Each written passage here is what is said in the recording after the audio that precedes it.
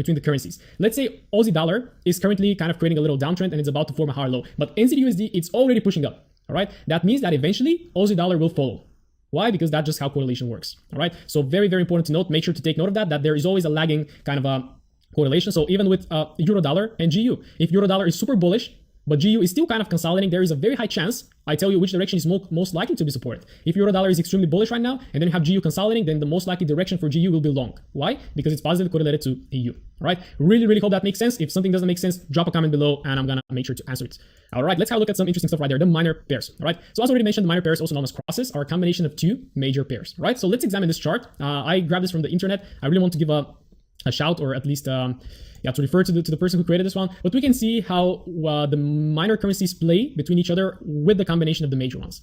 So again, you can see Euro USD and USD JPY make up Euro JPY. So basically you have to have Euro USD and USD JPY move in the same direction in order for Euro JPY to be strong. However, are Euro USD and USD JPY moving in the same direction? Think of that.